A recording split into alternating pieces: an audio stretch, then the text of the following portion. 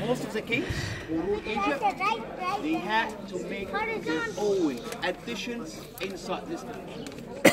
That's why sometimes we name this temple as Karnak Temple, not Karnak Temple. Because here, while you're walking, you're going to find there's a temple inside the temple.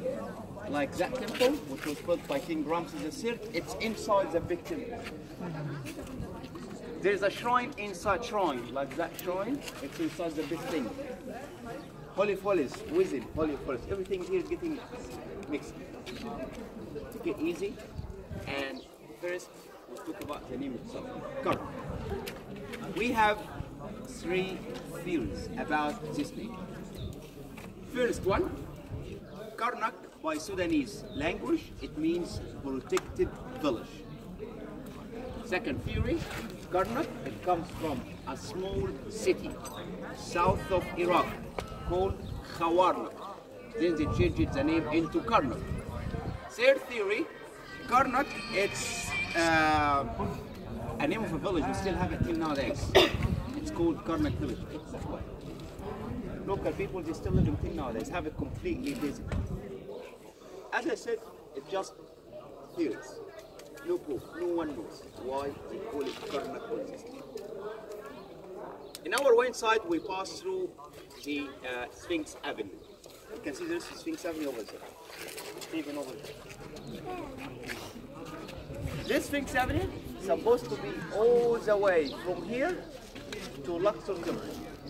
The one you have seen while we're driving. The one we're going to see. We're talking about 2 kilometers length from here to Luxor Temple. You're talking about almost 5,000 statues of sphinxes, all the way from here to Luxor. The Sphinx, as you see, it takes the shape of lion's body and the ram head. Lion's body, as I told you earlier, it's symbol of strength. The ram, it's one of the shapes of God Ra. The father is all the gods, the main god was worshipped here inside this temple, the big god. That little statue under the neck of the ram, that's the statue of King Ramses II, the one who built that Sphinx Avenue. We're gonna go to Luxor Temple later on, and we're still gonna see that Sphinx Avenue in Luxor Temple. But in Luxor Temple, you're not going to see a ram. You're going to see a normal woman face. Because in Luxor Temple, they were worshipping goddess Mu, the wife of God Ra. That's why over there is a normal woman face, while here it's a ram headed. What's the point of connecting the 2 temples? Same story as I was mentioning to you this morning, what was happening between the falcon and his wife, where they used to visit each other. Same thing. God Ra used to visit his wife in Luxor Temple. Same festival, the king or the high priest would decide with the statue with a small sacred bow, carry the sacred bow by the shoulder, all the way till where the Sphinx Avenue starts. Sphinx Avenue, as you have seen it from outside, it's 2 rows of sphinxes. Between those 2 rows, we used to have a small canal irrigated from the river Nile. They put the sacred bow on that canal, and that sacred bow sails between the 2 rows of Sphinx Avenue all the way to Luxor. Then the high priest was waiting over there. Once the boat arrived, he picked it up and he left the 2 statues together for 15 days. As I was telling you also this morning, that the first things you have to see before you go inside the temple, it has to be the 2 towers. How they built the towers? You remember how they built the pyramids? No. How they built the pyramids? Huh? Apart from that one. Apart from that one. How they built the pyramid? I did tell you first day that I'm going to do an exam last day of the tour, didn't I? You did say we're going to buy a book before we leave, though. 3 theories how they built the pyramid. The straight ram, the spiral ram, the spiral ram using crabs. As I told you in Cairo, that most of us, we believe as the first theory, the ram. Because this is the ram I was feeling it. Same idea how they built the pyramid, basic idea how they built the tower. They put the first level of the tower first, then the second level, then the ram goes higher, third level, ram goes higher. Till they make it to the height they want, any height they want. Once they make it to the height they want, they started to go down, removing the mother brick because it's useless. At the same time, they do the carving and the coloring. So building constructions back that time is from the bottom to the top. Decoration colors the other way around, from the top to the bottom.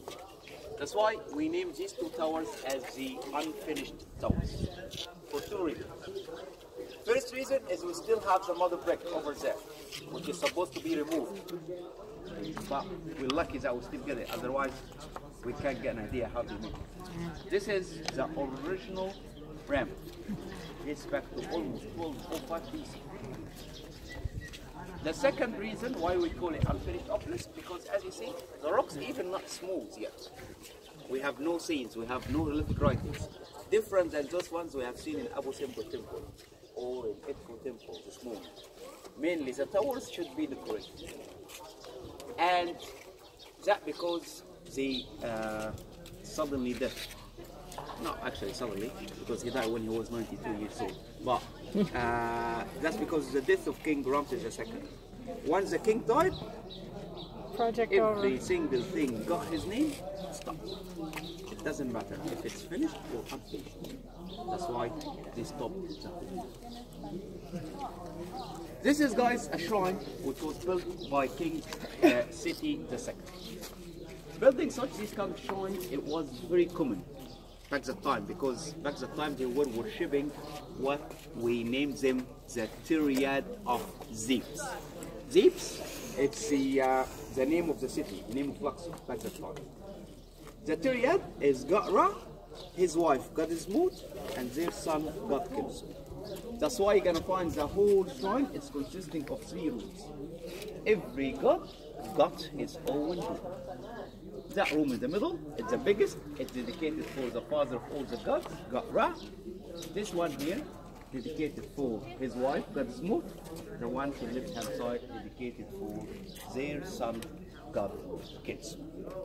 And we have a theory. They said that during the journey of the sacred boat from here to Luxor Temple, the sacred boat used to have a rest inside these shrines before continuous journey to Luxor Temple. This is the altar made out of alabaster. Alabaster, it was a very sacred stone during the New Kingdom. Very famous here in Luxor. Lots of alabaster furnace here in Luxor. That's where the locals, they come from outside, leave the offerings here, and then the high priest comes from inside, pick up the offerings all the way inside the section.